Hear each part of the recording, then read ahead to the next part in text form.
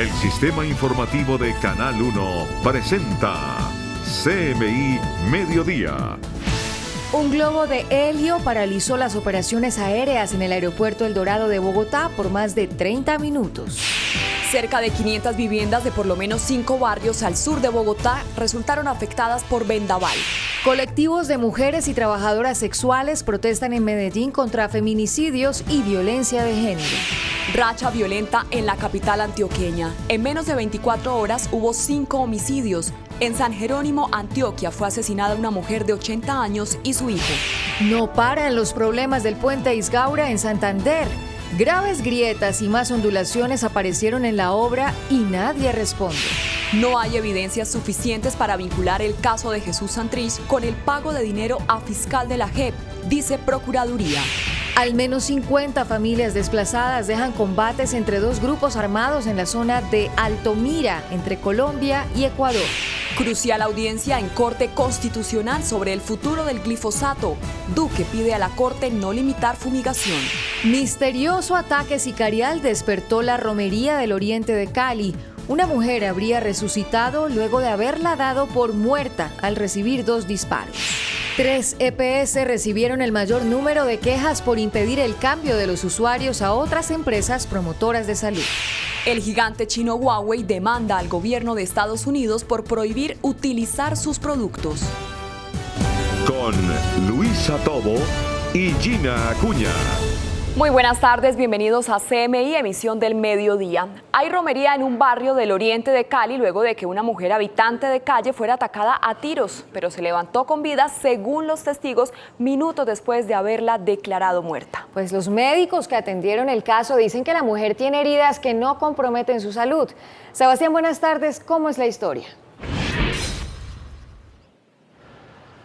Gina, Luisa, televidentes, muy buenas tardes. Y es bastante misteriosa esta historia. La mujer, que también se dedica al reciclaje en el oriente de Cali, recibió 2 disparos, pero cuando las autoridades realizaban el levantamiento del cadáver, ella mostró señales de vida. Los habitantes del barrio El Rodeo dicen que ella resucitó. Aquí está la historia.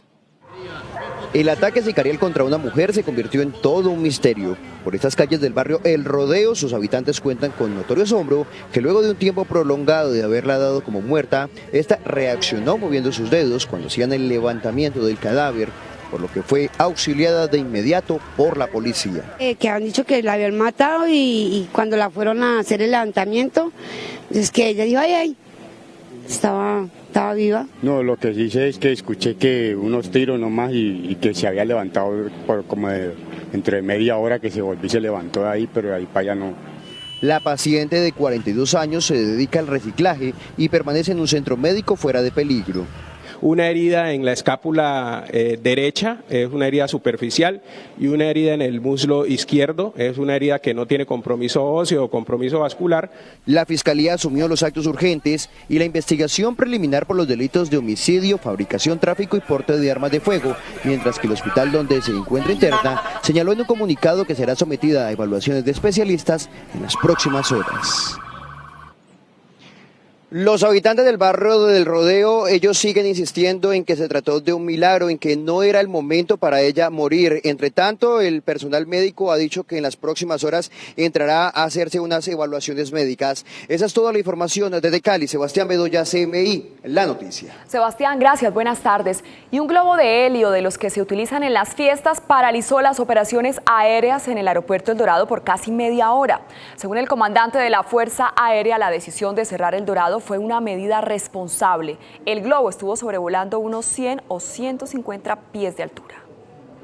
El hecho se registró a las 6:14 de la mañana, luego que la Fuerza Aérea advirtiera la presencia de un objeto en mediaciones de Catán, por lo que de inmediato se activó un protocolo por la Aeronáutica Civil. En este protocolo se toma la decisión de cerrar la pista El Dorado por motivos operacionales, de seguridad operacional, que es lo más importante para nosotros. El objeto fue visto desde la torre de control, por lo que de inmediato se cerraron las pistas, con la que cuenta el aeropuerto El Dorado hasta las 6:31 de la mañana. Era un objeto que ya lo encontramos en la paralela de la pista 13 derecha, o sea, la pista sur de El Dorado.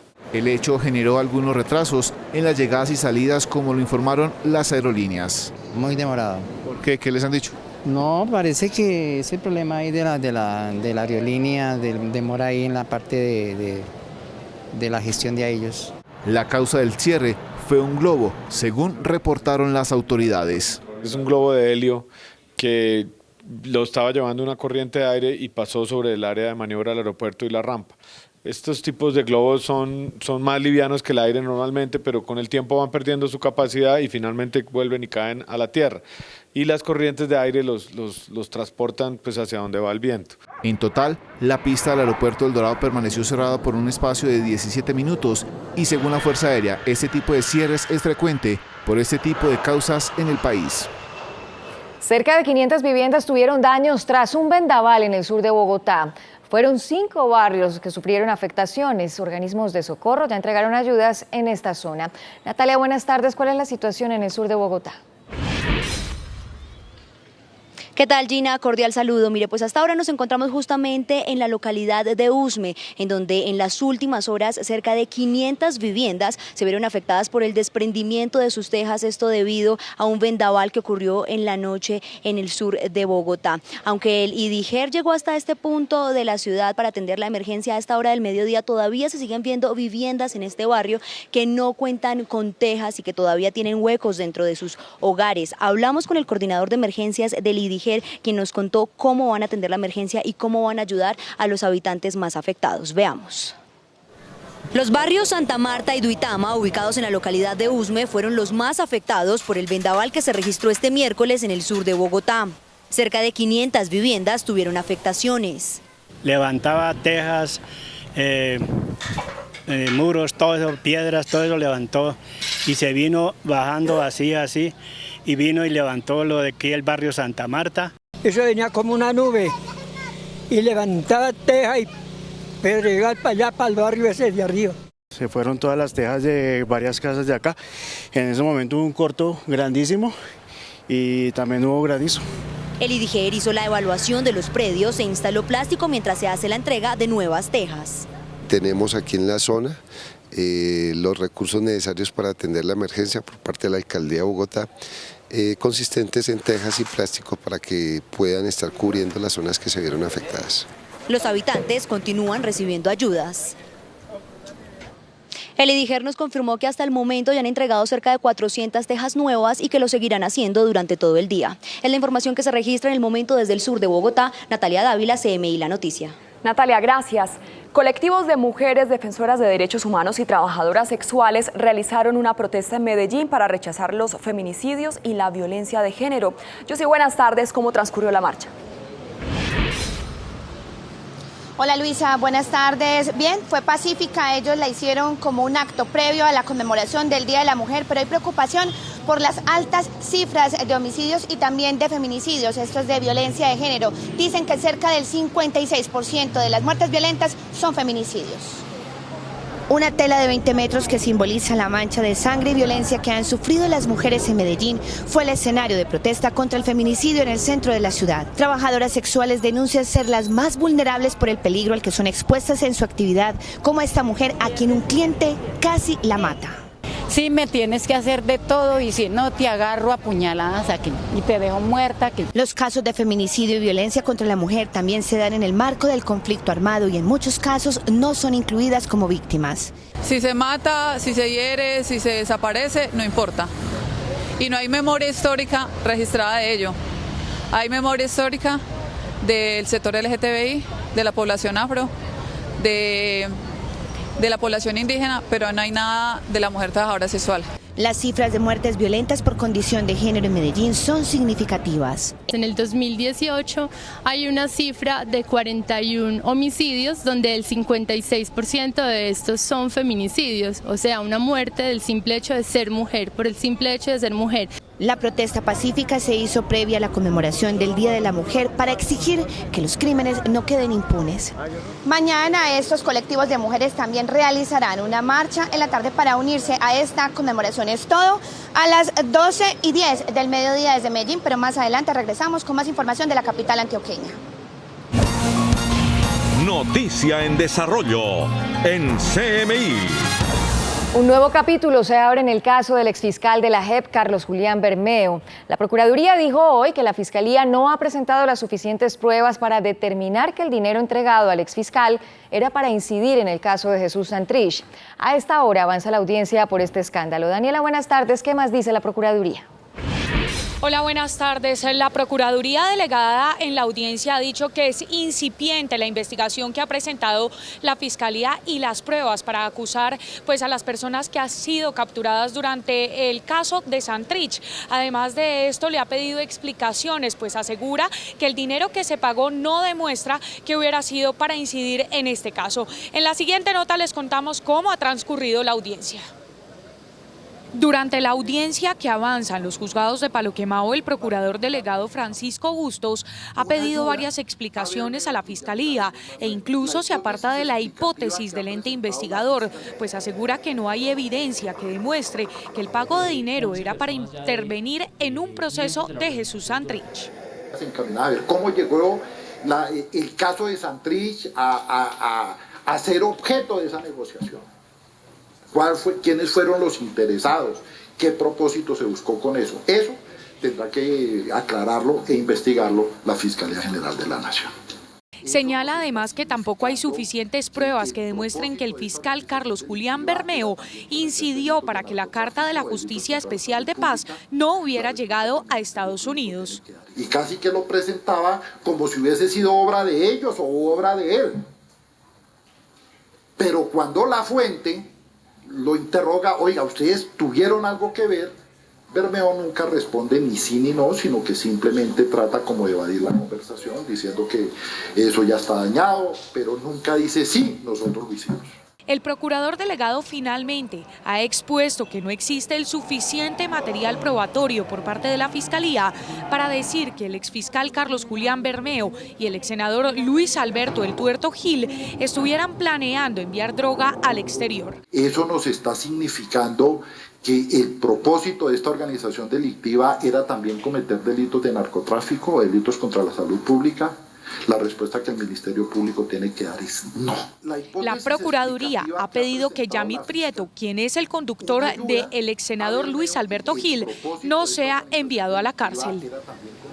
Para el exfiscal de la JEP, Carlos Julián Bermeo, el exsenador Luis Alberto Gil y Orlando Villamizar, pues la Procuraduría ha dejado a consideración de la juez si enviarlos a una cárcel o a prisión domiciliaria. Por ahora es toda la información desde los juzgados de Palo Quemado. Daniela Morales en CMI La Noticia. Daniela, gracias. Precisamente le piden explicaciones a la Fiscalía quienes cuestionan el proceso bajo el cual fue capturado el fiscal de la Jurisdicción Especial para la Paz, Carlos Bermeo, el ex senador Luis Alberto Gil y 3 personas más. Advierten que no se ha aprobado la relación del funcionario con la decisión de extraditar o no al ex jefe guerrillero Jesús Santrich. Para el rector de la universidad externado no hay relación entre el dinero recibido por el fiscal Bermeo en un hecho de corrupción y una decisión jurídica de la Jurisdicción Especial para la Paz y además sin prueba alguna. Veo que se dice, es que eso era para Santrich. ¿Dónde está la prueba? ¿Dónde está la prueba que entregarle a un subalterno de una unidad de investigación que no tiene nada que ver con la decisión de Santrich era porque era para Santrich? Aseguró que se estaría coaccionando a la Jurisdicción Especial para la Paz. Yo siento una presión que se le está haciendo a la Jurisdicción Especial para la Paz, que es autónoma en la decisión que tome con base en pruebas de si Santrich cometió el delito antes o después del 1 de diciembre de 2016. El senador Jorge Robledo señaló que se indujo al fiscal Bermeo a cometer un acto de corrupción. O sea, la entrega de la plata es el final de un proceso que nadie sabe hace cuánto tiempo empezó, por lo menos la Fiscalía no lo ha dicho.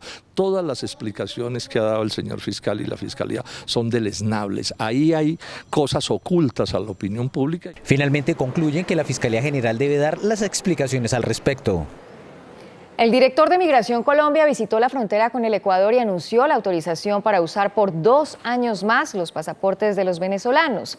Lorena, buenas tardes. ¿Qué otras medidas se han tomado? Gina y Luisa, buenas tardes. El director de Migraciones hizo importantes anuncios que favorecen a la población venezolana en Colombia. Hoy los migrantes venezolanos reciben la noticia de que sus pasaportes vencidos serán refrendados por 2 años más para facilitar los trámites migratorios para la población venezolana que ha llegado hasta Colombia. El gobierno colombiano, la Cancillería de Colombia, anunció ya está firmado el acto administrativo, la resolución, por medio del cual se da una vigencia adicional de 2 años a los pasaportes venezolanos. A pesar que el tráfico de venezolanos en la frontera con el Ecuador se ha visto reducido, Migración Colombia informa la importancia de implementar nuevos mecanismos que favorezcan y agilicen los trámites migratorios. Es decir, que a partir de su expiración tendrán 2 años más para entrar a Colombia, transitar por Colombia y salir de Colombia. Adicionalmente, para los demás trámites que requieran. Para el director de Migración Colombia, Christian Kruger, es respetable la posición del Ecuador, sin embargo, resulta preocupante no poder conocer la población de migrantes que está en su territorio nacional. Por otra parte, el día de ayer se presentó un atentado en contra del oleoducto trasandino, que sería el cuarto, y es atribuido al ELN. Desde el Puente Internacional de Rumichaca, Lorena Caicedo para CMI, La Noticia. Lorena, gracias, buenas tardes. Y el presidente de la República, Iván Duque, le pidió a la Corte Constitucional modificar la sentencia que suspende la fumigación con glifosato para volver a utilizar esta herramienta contra el vertiginoso crecimiento de cultivos ilícitos. Y se cumple precisamente a esta hora la audiencia que permitirá definir el uso del glifosato. Nancy, buenas tardes. ¿Qué posiciones se han conocido? Muy buenas tardes. Bueno, pues el presidente Iván Duque fue enfático en advertir que el país está inundado de cultivos ilícitos. Ante los magistrados, el jefe de Estado explicó que en los últimos años se han incrementado los cultivos ilícitos de manera alarmante. El país tuvo el más rápido crecimiento de su historia en cultivos ilícitos. Prácticamente se quintuplicaron los cultivos ilícitos en el país. Señaló que la discusión no se puede centrar en un herbicida. Limitar el uso de las herramientas ante este fenómeno, ante esta amenaza, puede afectar la capacidad misma del Estado de proteger la integridad territorial y los derechos de muchos colombianos. Explicó que la aspersión aérea es mucho más efectiva. Los grupos manuales de erradicación en el país pueden estar erradicando al día entre 2 y 3 hectáreas. La aspersión puede producir un efecto entre 120 y 150 hectáreas día. También habló del aumento en el consumo de drogas. Yo necesito dejar claro que aquí también hay problemas de salud pública que nos llevan a ver a Colombia ya no solamente como un país que comercializa estupefacientes, sino como un país donde el consumo se ha convertido también en una amenaza para muchas familias colombianas, para nuestra juventud. Al final, el presidente le pidió a la Corte modular la sentencia para regresar al uso del glifosato. Pero en esta audiencia también han participado otras personas, como ministros y gobernadores, que han dado su posición a favor o en contra del uso del glifosato. El ministro de Salud aseguró que no hay evidencia científica definitiva que catalogue al glifosato como dañino para la salud. Concluye que la información reportada sobre uso, frecuencia y modo de plaguicidas específicos no es suficientemente precisa ni confiable para producir estimaciones sólidas de asociación entre la exposición al glifosato con la incidencia y mortalidad de este tipo de cáncer. Sin embargo, estos argumentos fueron controvertidos por el exministro Alejandro Gaviria. Tiene un efecto adverso sobre la salud. Puede ocasionar cáncer, con una alta probabilidad aumenta la mortalidad infantil, ocasiona problemas dermatológicos y respiratorios y puede interferir negativamente en el desarrollo embrionario.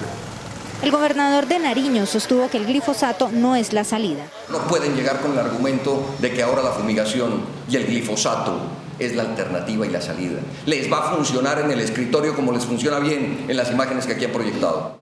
Pero para el ministro de Ambiente es necesaria la fumigación para defender la salud de la naturaleza. No resulta de menores proporciones los efectos de esta deforestación, porque precisamente hemos identificado en la segunda comunicación y en la tercera comunicación de cambio climático que una de las principales fuentes precisamente de los gases de efecto invernadero en el país es la deforestación y por supuesto la asociada también a los cultivos de coca. Por la tarde se espera la participación de los expresidentes Juan Manuel Santos y César Gaviria. Precisamente acabamos de conocer que el expresidente Juan Manuel Santos ya se encuentra en la audiencia, acabó de llegar al Palacio de Justicia. Desde justamente el Palacio de Justicia, Nancy Torres para CMI La Noticia. Nancy, en la Corte Constitucional también se han escuchado otras voces frente al uso del glifosato para la erradicación de cultivos de uso ilícito. Saludamos a Carlos. Carlos, buenas tardes. ¿Quién más se ha pronunciado? ¿Qué tal, Gina y televidente? Muy buenas tardes. Efectivamente, otras voces que han venido a apoyar la utilización del glifosato para erradicar los cultivos ilícitos han sido el ministro de Defensa, el fiscal general de la Nación y la ministra del Interior. El fiscal general aseguró que el uso del glifosato no envenena los acuerdos de paz. Y hoy he venido a leer apartes del acuerdo de paz para que no se diga que desde esta orilla se está afectando el proceso. Todo lo contrario. Me cabe el honor como fiscal general de la Nación, en todos los aspectos de la política criminal, asegurar que se cumpla centímetro por centímetro el Acuerdo de La Habana. Para el ministro de Defensa, Guillermo Botero, el glifosato es una herramienta necesaria para combatir el crecimiento exponencial de los cultivos ilícitos. Aspersión aérea es una herramienta sumamente importante. La petición a la Corte Constitucional quedó clara en el sentido que se module la sentencia y de esta manera tengamos la oportunidad de usar ese instrumento a la mayor brevedad posible. Para la ministra del Interior, Nancy Patricia Gutiérrez, la Corte Constitucional debe tener la seguridad de que el gobierno utilizará un plan integral, es decir, en lo social y también en lo represivo para los cultivos ilícitos. La aspersión aérea, así como la sustitución de cultivos y la erradicación manual. Muy crítico lo que se denunció también, y es que se desmontaron esos grupos de erradicación manual que garantizaron acabar con los cultivos ilícitos durante mucho tiempo. Dos gobernadores que tienen en sus territorios cultivos ilícitos presentaron posiciones distintas, mientras el gobernador de Antioquia, Luis Pérez Gutiérrez, pidió permiso a la Corte Constitucional para utilizar helicópteros de precisión que hagan aspersión del glifosato. El gobernador del departamento de Nariño, Camilo Romero, aseguró que mientras él sea gobernador no va a permitir el ingreso del glifosato al territorio nariñense. Con Carlos Ruiz, desde la Corte Constitucional, CMI La Noticia. Carlos, gracias. Y entre otras declaraciones frente a este tema, el glifosato tiene repercusiones negativas en la salud de los humanos. Lo advirtió hoy la Iglesia Católica al solicitarle al Estado pensar primero en las personas. El pronunciamiento lo hizo el presidente de la Conferencia Episcopal, Monseñor Óscar Urbina. El duro pronunciamiento del presidente de la Conferencia Episcopal sobre el uso de glifosato en la fumigación de cultivos ilícitos lo hizo en la inauguración de Expo Católica. Dijo que como obispo ha presenciado lo que ese herbicida les hace a los humanos. Y lo viví cuando fui obispo en Cúcuta, en toda la región del Catatumbo. O sea, se brotan como cuando a uno le da un salpullido tremendo en la piel. O sea, uno lo ve en los niños especialmente, ¿no? Ahora, no sabemos cómo afecta eso los pulmones, hoy que tenemos un crecimiento muy grande de cáncer de pulmones. La Iglesia Católica manifiesta que el Estado debe desarrollar programas alternativos de sustitución de cultivos ilícitos, pero siempre pensando en las personas primero. Son todas esas poblaciones que están en estos territorios que no tienen, sin que yo esté aprobando la cuestión de los cultivos, pero es que esa gente yo lo vivo en carne propia, porque soy obispo en 52.000 kilómetros de la Amazonía y de la Orinoquia. Y veo, por ejemplo, en Mapiripán, que no hay ni una carretera. El presidente de la Conferencia Episcopal también se refirió a los atentados del ELN contra los oleoductos de petróleo. Dice que los que sufren son los más pobres. Cuando hay un atentado que hace un derrame de petróleo sobre un río fundamental para la vida del país, son los más pobres, que son esas comunidades que están viviendo a las orillas de esos ríos. No tienen agua, primero porque no tienen agua potable. Entonces tienen que suministrarse del río, no quedan con agua, sus animales se mueren. El presidente de la Conferencia Episcopal dijo que el ELN tiene que demostrar con acciones positivas y no destructivas su voluntad de paz, e insistió en que el diálogo es la única salida a la violencia. Más de 700 integrantes de la Asociación Campesina para el Desarrollo del Alto Sinú marchan desde el refugio humanitario ubicado en la apartada del municipio Valencia hasta Tierra Alta. El recorrido de la movilización será por más de 20 kilómetros. Los campesinos están en paro desde el pasado 27 de febrero porque no se ha cumplido el acuerdo del programa de sustitución de cultivos de uso ilícito que se firmó en el marco del acuerdo de paz con la guerrilla de las FARC. En Tierra Alta, Córdoba, hay casi 2.000 hectáreas de cultivos de hoja de coca. Por eso hoy estamos en esta marcha demostrándole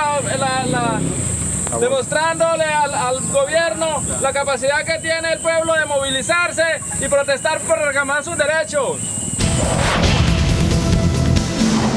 Un informe de la Organización Defensa al Paciente reveló las EPS que más reciben quejas de los usuarios por impedir el traslado a otras empresas promotoras de salud.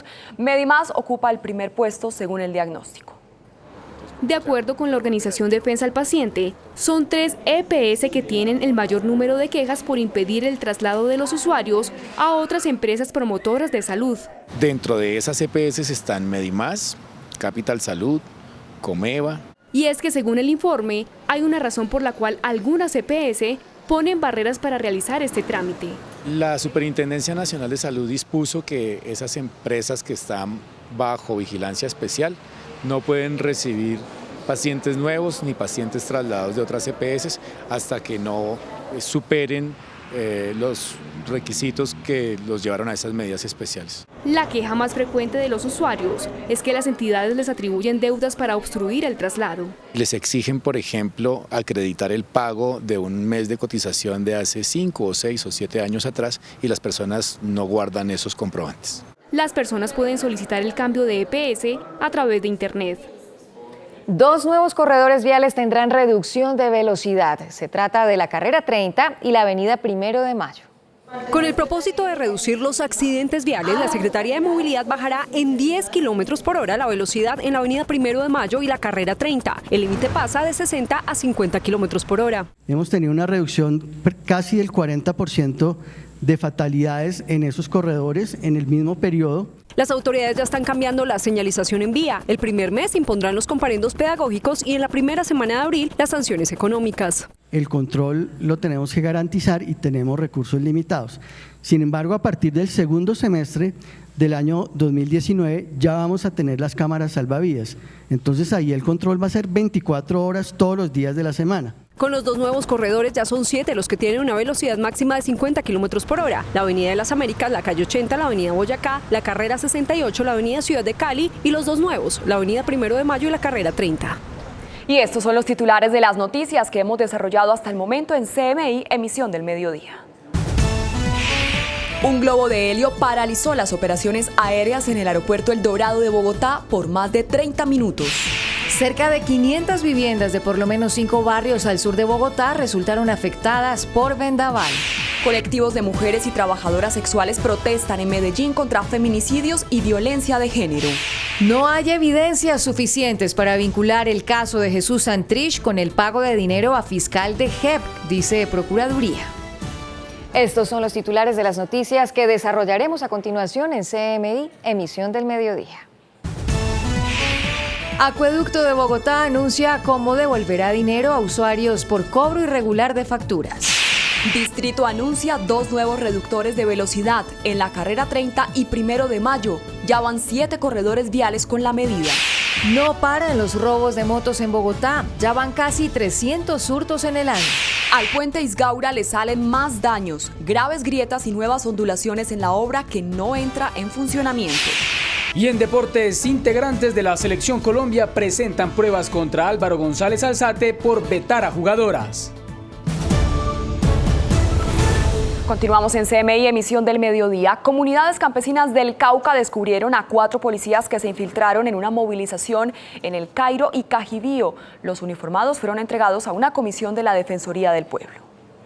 Estos 2 policías que se hacían pasar como campesinos y tomaban parte en jornadas de protesta en El Cairo, Cajibío, fueron detenidos y entregados a una comisión de la Defensoría del Pueblo. Estaban haciendo videos, estaban tomando fotografías, estaban enviando información paulatinamente al Comando Central y se estaban haciendo pasar por miembros de la NUC. Otros 2 policías que rondaban las casas de dirigentes del paro fueron identificados mediante el número de placa de su moto y luego de requerirlos, los expulsaron de la zona de concentración de campesinos y maestros. Para conocer la versión de la institución frente a las aseveraciones que las denuncias por vandalismo en contra del presidente de la NUC son una persecución, buscamos al comandante de Policía Cauca, pero no fue posible lograr una entrevista. El acueducto de Bogotá iniciará la devolución a los usuarios por los cobros no autorizados que reveló la Superintendencia de Servicios. En el occidente de Bogotá está Jennifer Agudelo. Jennifer, buenas tardes. ¿Cuándo comienza la devolución? Gina y televidentes, muy buenas tardes. Pues esa devolución se llevará a cabo a partir de la próxima facturación. En total son 2.500.000 usuarios que recibirán entre 50 pesos y 5.000 pesos. Esta devolución saldrá en la factura y las personas no tendrán que ir a ningún punto de atención. Esa devolución se ve reflejada básicamente con una línea adicional que va a decir que se hace una compensación por efecto de la aplicación de la normatividad vigente. Y esa compensación pues va a ser lo que corresponda a cada uno de los usuarios. Es decir, si la factura es de 80.000 pesos y la devolución corresponde a 5.000 pesos, pues la factura será, o lo que tenga que pagar el usuario será 75.000 pesos. Mire, el acueducto tendrá que devolver 10.130 millones de pesos y lo hará en los próximos 6 meses. Desde el occidente de Bogotá, informó Jennifer Agudelo, CMI, La Noticia. Jennifer, gracias. Una racha de homicidios se presentó en Medellín y el occidente de Antioquia. En total fueron 7 casos. Confrontación entre bandas criminales y extorsiones serían las razones. Yusi, buenas tardes. ¿Y quiénes son las víctimas? Luisa, buenas tardes. Las víctimas están en investigación. Algunas podrían pertenecer a este conflicto, a esta confrontación entre bandas criminales, especialmente entre la Comuna 13 y la Comuna 12, en la banda conocida como Los Pesebreros. Pero también hay otras 2 víctimas en el municipio de San Jerónimo que eran campesinos que no tenían ningún tipo de problema de amenazas. Fueron 5 los homicidios en menos de 24 horas, los que elevaron a 110 la cifra de muertes violentas en Medellín. Entre los casos está un venezolano de 17 años asesinado en Altavista, un hombre con detención domiciliaria quien fue sacado de su casa y 2 hombres en moto baleados en la Comuna 13. Un asunto totalmente terrible. Lo primero es lamentar la pérdida de cada una de estas vidas y sueños que allá se apagaron en Medellín. Entre tanto, en el municipio de San Jerónimo, occidente de Antioquia, hay conmoción por el crimen de una mujer de 80 años y su hijo de 60, 2 campesinos a quienes les dispararon en su vivienda. Autoridades aún no se pronuncian sobre este caso. Y en otras noticias de Antioquia, la JEP le solicitó a EPM y también a Hidroituango, Asocia, quien es una empresa que trabaja con ellos, y a la gobernación de Antioquia, dar información sobre los desaparecidos en la zona de influencia del proyecto hidroeléctrico. Esto data de años atrás, desaparecidos y también asesinados por el conflicto armado y cuyas fosas comunes estarían alrededor de este proyecto. Entre tanto, EPM a través de un comunicado dijo que se encuentra gestionando esta solicitud. Es todo desde Medellín. Yusi Chaparro, CMI La Noticia. Feliz tarde. Yusi, gracias. Feliz tarde. El ejército reforzará en conjunto con autoridades de Ecuador la zona fronteriza tras los recientes enfrentamientos con grupos armados que han generado el desplazamiento de 50 familias del Altomira en Tumaco. Sebastián, buenas tardes. ¿Cuáles medidas se van a implementar en la zona? Gina, saludos nuevamente. El Comando Conjunto del Pacífico número 2 del Ejército ha dicho que va a trabajar en conjunto con el Ejército ecuatoriano para reforzar cuanto antes esta zona fronteriza para prevenir que se registren nuevos combates entre 2 grupos armados ilegales identificados como El Contador y Oliver Sinisterra. Tras una reunión de altos mandos militares ecuatorianos y colombianos, se acordó reforzar las operaciones en zona fronteriza, especialmente en la zona del Altomira. Se han presentado unos combates en el área de frontera entre el grupo conocido como El Contador y una fracción del Oliver Sinisterra. Ambas naciones se encuentran adelantando operativos para permitir el retorno asistido de las 190 personas afectadas, entre ellas 90 menores de edad. Esa es la tragedia que generan esos mafiosos, esos narcotraficantes que se enfrentan entre sí, disputándose los territorios que están en esa región, disputándose obviamente los negocios ilícitos. Las autoridades continuarán en Cali llevando este encuentro de mandos fronterizos número 13, evaluando el actual panorama de seguridad en la región. Los altos mandos del vecino país y también de Colombia permanecen a esta hora reunidos diseñando esas estrategias de seguridad para la zona fronteriza. Esa es toda la información desde Cali. Sebastián Bedoya, CMI, La Noticia. Sebastián, gracias. Y en el sur de Bogotá, usuarios denuncian el cierre de servicios en el Hospital Público Mason. Dicen que, por ejemplo, las citas de odontología ya fueron canceladas. La Secretaría de Salud respondió frente a estas quejas. Aquí funcionaban los servicios de odontología del Hospital Mason en el sur de Bogotá. Según los usuarios, fueron cerrados sin previo aviso. El asunto de odontología, porque nos están cerrando los hospitales y las uvas, todo, nos están quitando algunos servicios. Y al quitar este servicio los ponen a los usuarios para arriba y para abajo. Ex empleados del centro hospitalario denunciaron que no son los únicos servicios que suspendieron. Le dicen a las personas no, el servicio de traslado para tal lado sin avisarle o sin llamarle a uno o decirle ya este servicio no va a prestarse acá, se va a prestar en todo lado o simplemente se canceló. Según la Secretaría de Salud no hay cierre de servicios. La atención fue trasladada a los centros prioritarios en salud de Marichuela y Abraham Lincoln. En total son 31 puntos en Bogotá. Esperamos para mayo de este año, junio de este año, tener abiertos 40 y con eso pues facilitarle las cosas a la ciudadanía. El distrito aseguró que la información fue notificada a los usuarios desde diciembre de 2018. Noticia en desarrollo en CMI. Duras denuncias de las jugadoras de la Selección Colombia femenina contra el presidente de la DiFútbol, Álvaro González. Juan Pablo, buenas tardes. Detalles de las denuncias. ¿Qué tal, Gina? Muy buenas tardes. Efectivamente, como usted lo dice, tremenda rueda de prensa la que acaban de otorgar las jugadoras de la Selección Colombiana de Fútbol, donde una vez más apuntan con todo contra la Federación Colombiana de Fútbol. Gravísimas denuncias volvieron a hacer las jugadoras de la Selección Colombia femenina en contra de la Federación. Por ejemplo, pago de tiquetes por parte nuestra a convocatorias a la Federación, que la Federación tenía que pagar.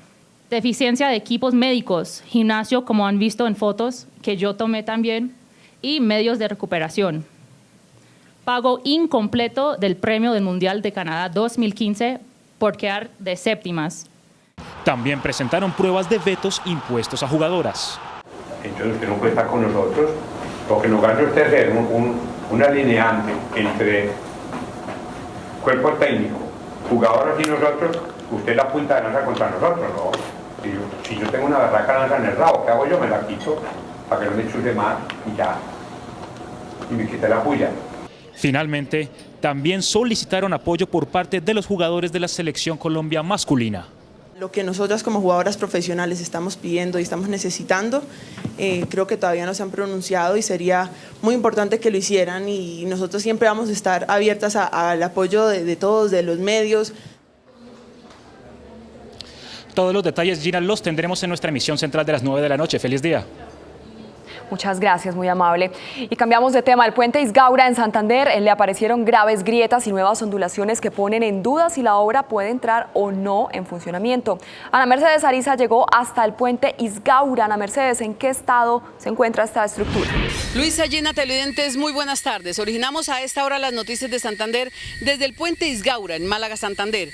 El atirantado más alto de Sudamérica, que hace 4 años se construye en esta región con una inversión que supera los 120.000 millones de pesos. Paradójicamente, en medio de 124 kilómetros de carreteras de trocha. Con grietas, más ondulaciones en su estructura y sus obras paradas, así se ve hoy el puente Isgaura en Santander, lo que confirma las denuncias presentadas por la Sociedad de Ingenieros de Colombia, veedurías y gremios. Nos preocupa las fisuras que se están presentando en este momento debido al sobrepeso que están presentando la carpeta asfáltica que le han suministrado la contratista SACIR. Hay que enfrentar el problema, hay que sentarse. Está el Invías, está el Fondo de Adaptación como responsable principal, está el Ministerio de Transporte. Yo pienso que hay que acudir a esas entidades para que se sienten con los señores de los gremios de la ingeniería y realmente se tomen decisiones de fondo. Pero la afectación para pobladores y autoridades va más allá de las obras. De una vez por todas, tanto la constructora, la interventoría, el gobierno nacional se manifiesten y le salgamos ya con las cuentas claras, como así decirlo, a la comunidad y a todo el país sobre esta imponente obra. Cabe recordar que el puente Isgaura es el atirantado más alto de Sudamérica que construye la española SACIR desde hace 4 años en la provincia de García Rovira. Y mientras espera que se dé la reunión del alto gobierno con Invías, la constructora y los ingenieros de la sociedad colombiana, los habitantes de esta región siguen clamando a las autoridades que se investigue por qué esta vía figura pavimentada 3 veces desde hace 50 años y hasta la fecha no ha recibido ni un gramo de asfalto. Estas las informaciones al mediodía desde el municipio de San Andrés, en el puente Isgaura. Ana Mercedes Ariza, CMI, La Noticia. Ana, muchas gracias. El Cuerpo de Bomberos de Yopal rescató a un oso palmero que estaba en cautiverio y presentaba signos de maltrato. El animal fue puesto a disposición de la entidad ambiental de Corporinoquía. Andrés Moreno nos cuenta la historia. Andrés. Buenas tardes, nos encontramos en la ciudad de Yopal donde el Cuerpo de Bomberos rescató a un oso palmero. Al parecer estaba en cautiverio y presentaba signos de maltrato. El animal fue puesto a disposición de la entidad ambiental de Corporinoquía. Con las uñas cortadas y pintadas con esmalte y con heridas en su cola, fue rescatado por parte del Cuerpo de Bomberos de Yopal un oso palmero cuando era atacado por perros callejeros. Al parecer, el animal había huido del lugar donde permanecía en cautiverio y era maltratado. Inicialmente tiene lesiones en su cola, la cual es producto de cualquier otro animal que intentó agredirlo, que intentó tomarlo y morderle. También sus uñas han sido cortadas y han sido pintadas.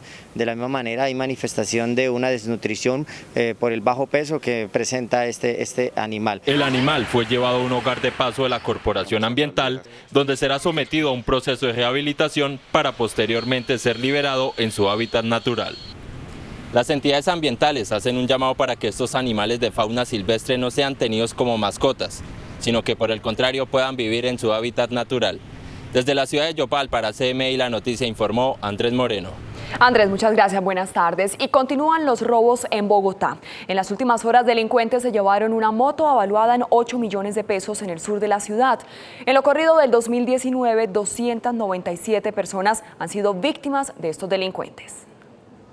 En este video se observa cómo un taxi llega a una de las calles del barrio Perdomo, se parquea frente a una moto estacionada en el lugar y 2 personas descienden para llevársela. A los 5 o 10 minutos nos asomamos a mirar para vigilar el vehículo y mirar qué pasaba. Cuando vimos fue un señor que se subió, se bajó de un taxi, estuvo un momento ahí, se subió a la moto y la prendió y se fue. Las localidades donde más se registran este tipo de hurtos son Ciudad Bolívar, Bosa y Kennedy. Según expertos, la principal causa de estos hurtos es el descuido. Una moto recién comprada que hasta ahora estábamos pagando la primera cuota, evaluada en 6.400.000 pesos. En lo corrido de 2019, los delincuentes se han robado 297 motos en Bogotá. Hacemos una pausa en CMI, emisión del mediodía. Ya regresamos con más noticias.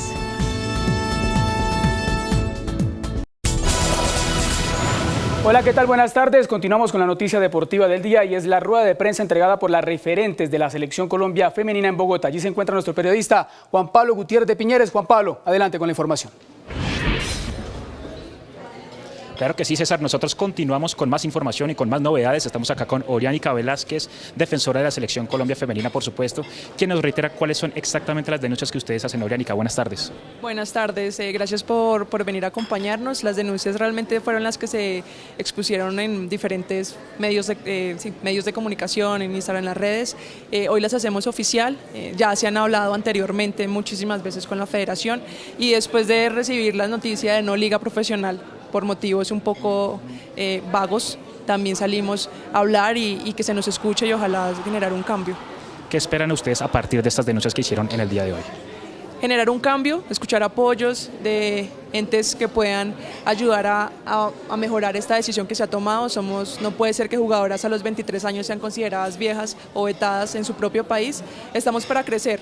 Y no estamos en desacuerdo con las propuestas, pero sí que nos escuchen y que nos tengan en cuenta, no simplemente decir lo que va a suceder y ya. Y obviamente a nivel de selección que se mejore en condiciones que claramente han fallado en el transcurso de todos estos años y hoy sufrimos y hoy hablamos y hoy no nos da miedo decir la verdad. un llamado especial para sus colegas y compañeros de la selección masculina.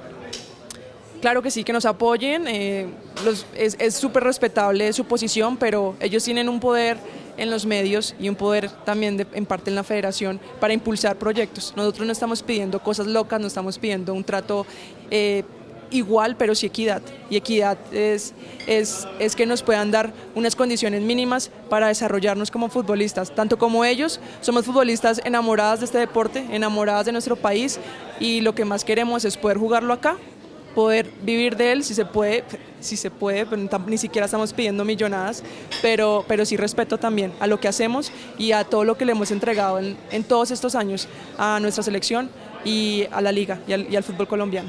Oriánica, mil gracias. César, por supuesto, más información en nuestra emisión central de las 9 de la noche. Feliz día.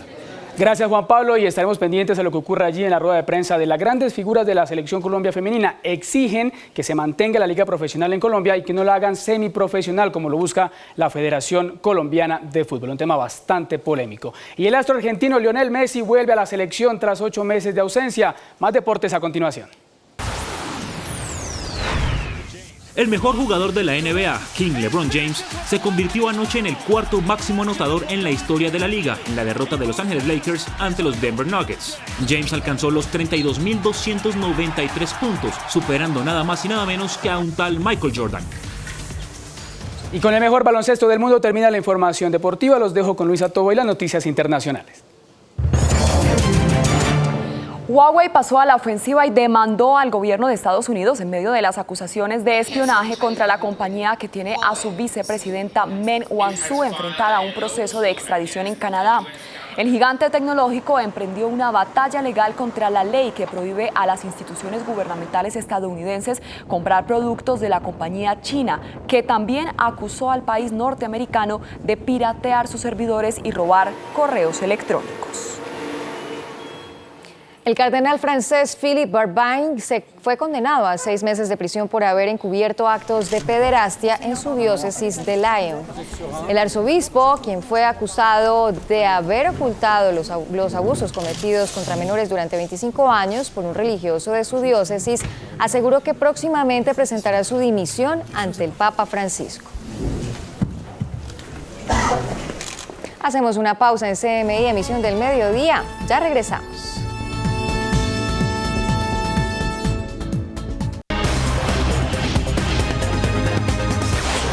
Bienvenidos, esto es Lo Bueno, Lo Malo y Lo Feo. Lo bueno, hoy una mujer fue galardonada con el premio CAFAM. Se trata de Ludirlena Pérez Carvajal de la organización Mujeres Víctimas Gestionando Paz. En su versión número 31, el premio a la mujer CAFAM fue otorgado a Ludirlena Pérez Carvajal, líder de la organización de víctimas Gestionando Paz. Allí, 3.400 personas han recibido atención debida en su condición de víctimas, como ella, de violencia sexual, tortura, secuestro y desplazamiento forzado con ocasión del conflicto armado en Colombia. La mujer CAFAM, que recibió el reconocimiento este mediodía, nació en diciembre de 1985 en Granada Meta. La ceremonia fue encabezada por la primera dama de la nación, María Juliana Ruiz. Lo malo, la suspensión de operaciones durante media hora en el aeropuerto El Dorado esta mañana. Todo por cuenta de un objeto que sobrevolaba en la pista sur y en Catam. Al final se pudo establecer que era un globo de helio. El aeropuerto El Dorado de Bogotá estuvo cerrado este jueves, según lo expuesto por la Aeronáutica Civil, por un periodo de 17 minutos, luego que se advirtiera la presencia de un objeto sobrevolando en inmediaciones del aeropuerto del Catán. Es un globo de helio que lo estaba llevando una corriente de aire y pasó sobre el área de maniobra del aeropuerto y la rampa. Estos tipos de globos son más livianos que el aire normalmente, pero con el tiempo van perdiendo su capacidad y finalmente vuelven y caen a la tierra. La polémica se generó debido a que por más de 2 horas no se conocía cuál había sido el objeto que había hecho cerrar el aeropuerto. En este protocolo se toma la decisión de cerrar la pista El Dorado por motivos operacionales, de seguridad operacional. Según las autoridades, en el país es frecuente el cierre de los aeropuertos por ese tipo de hechos. Lo feo, un nuevo atentado se registró al oleoducto Trasandino en Nariño. En lo que va corrido de este año ya van 4 ataques. En menos de 48 horas, grupos armados atacaron por segunda ocasión la infraestructura petrolera. Esta vez fue el oleoducto trasandino en zona rural de Mayama, Nariño. La explosión generó un gran incendio. La activación del plan de contingencia permitió controlar el fuego. La explosión no causó víctimas ni afectó la operación de suministro de combustible. Hasta aquí lo bueno, lo malo y lo feo. Déjenos sus comentarios en nuestras redes sociales. Hasta aquí las noticias en CMI Emisión del Mediodía. Gracias por acompañarnos. Continúen conectados, que ya viene Mujer. Y esta noche no se pierdan Sin Senos Sí Hay Paraíso a las 8 en punto en la emisión central de CMI La Noticia a las 9 de la noche. Feliz tarde.